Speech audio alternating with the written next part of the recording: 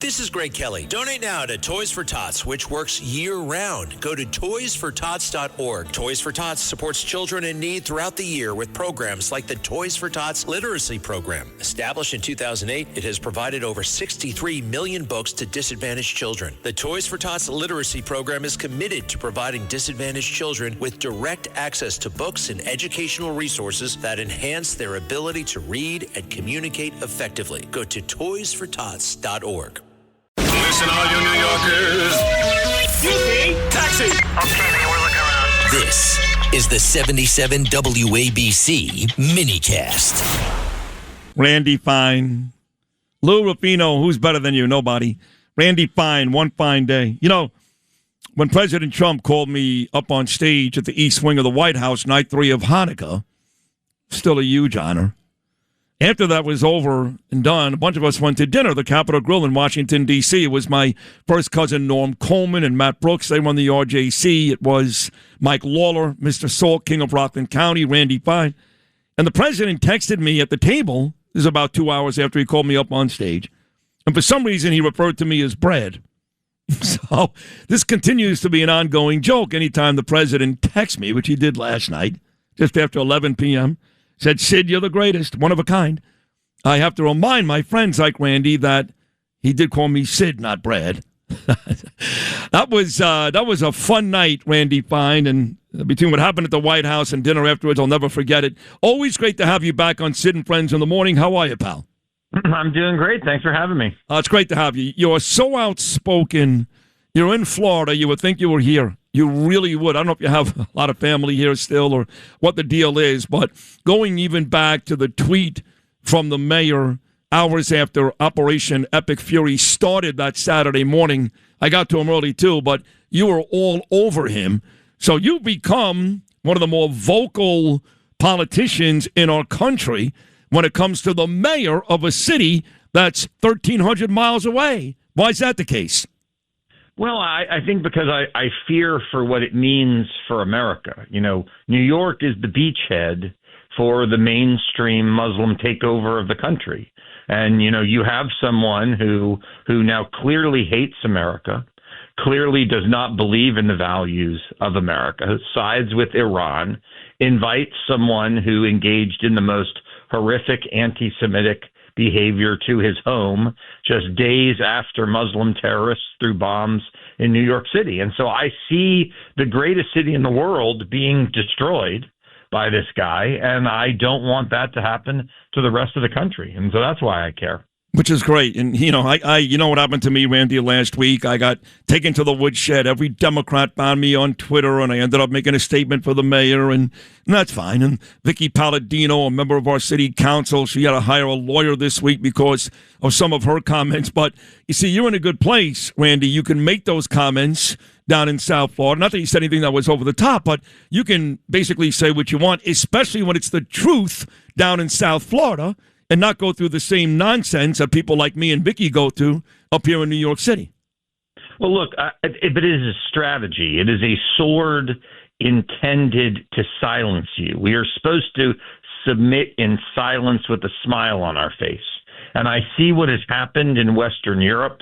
I see what is happening in New York City. And make no mistake, they are not trying to silence you because they know you are wrong.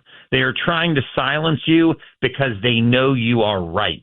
And that is the reason. And the truth is dangerous in this battle that we are in. And that's why I don't apologize. I use my words carefully, but I'll give you a great example. When I started using the term Muslim terror, everyone was like, oh my God, you can't speak like that. You're besmirching Muslims. I said, well, wait, you use the term Christian nationalism or white supremacy. Don't the same rules apply? And they're like, they don't know what to say. It is all a sword to silence. God, I love it. It is a war of words. You're right about that. You just can't lose the war. No, and you're right about that because they want you to differentiate between Muslims and radical Islam, right? But like you said, they'll use white, they'll use other terms to describe other groups and other crimes and not even bat an eyelash, which does speak to what you're talking about, which is even my boss has said at times, I'm sorry, and that is an invasion here in the United States. Are we not facing that? It is. Do they call it radical white supremacy? No. I mean, so look, it is. There are people coming to this country who wish to change it. And nowhere is that example greater than in New York City. The mayor of New York was elected because of people who, when they were born, were not American. And that should scare people. Immigrants to this country should be coming because they share the values of the people who were already here, whether they're liberal or conservative. And when the group of people who just got off the boat vote completely differently than the people who were already here, that is an invasion. And that is something that people should worry about, is a failure. We have focused so much on our problems in illegal immigration that we have not focused on the problems of legal immigration. And when you have two people who are the children of immigrants throwing bombs in New York, another immigrant who's shooting people up in Austin, Texas, an immigrant shooting cops in Washington, D.C. a few months ago, you have to say we have a problem with who we are letting into this country, and we need to not be afraid to have that discussion. It has to be had. Hard to argue any of this. This is the great congressman from South Florida, Randy Fine. I mean, can you think of another city, and maybe L.A. or these other, actually, a lot of these blue cities is what might happen. I don't know, Chicago, Atlanta, Portland, but can you think of another city where the mayor's wife, it was only 5 days ago, actually was exposed as somebody who liked graphic images and videos, upwards of 100, Randy, of young girls being raped, elderly being murdered, babies being murdered, liked it, called it the resistance. This is the mayor's wife. He's an idiot. What do you mean she's not a public person? Of course she is. She's the first lady of New York City. And then literally 2 days after that, you're hosting a guy that our government has tried to deport twice for being the face of this grotesque movement that ruined Columbia University and many colleges since. What other city can a mayor go through those 3 days and still have people say, give him a chance, he won fairly? By the way, that's him laughing at all of you.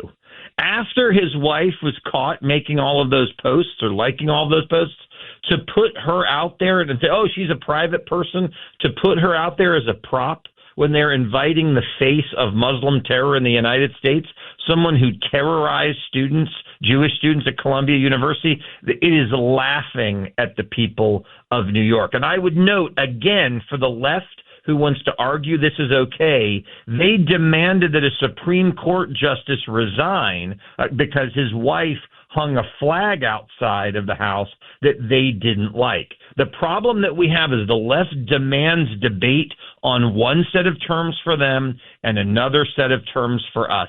And we need to say we're done with it. We're going to fight on the verbal battleground that they have laid out. The fact of the matter is no one should be surprised about Mondani's wife because he agrees with everything that she has said as well. Do you find, Randy, that when you walk around Congress and you've got Republicans and Democrats, and again, you're right about the Democrats. I mean, even the Jews, people like Chuck Schumer, President Trump calls him a Palestinian, did it again yesterday. He's an embarrassment. Not just him. You've got other politicians that are Jewish, Jerry Nadler, Jamie Raskin, Bernie Sanders. They're really embarrassments to our religion. They really are. And they're not very good people. But do you find when you walk around Congress and have these conversations that the majority agree with you or not really?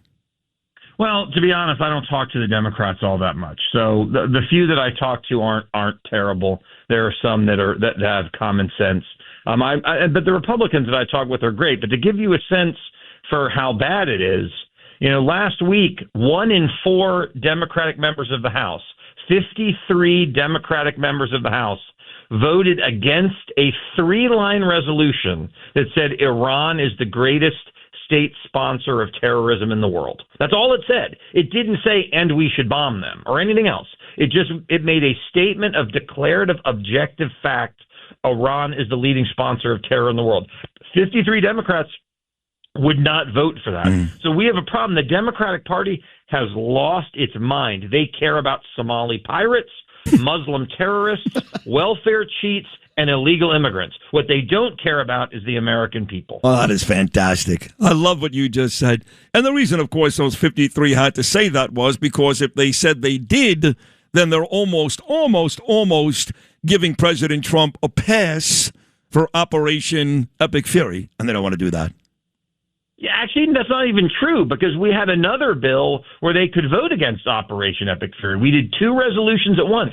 So they had the chance to vote against Operation Epic Fury. And believe me, every one of those 53 Democrats and almost every other Democrat did that too. But this was simply something to say, I may not like Epic Fury, but I want to say that Iran's government is bad. And 53 wouldn't do that. Why? The reason they did it is not because of Trump. The reason they did it is because they have to submit to voters like Mamdani who agree with Iran. If you're looking to create, grow, and sustain your wealth, download and subscribe to the Pain Points of Wealth podcast at BeBullish.com with Bob, Ryan, and Chris Payne. It's your podcast for market insights, money tips, and real talk on the economy. Download and subscribe at BeBullish.com.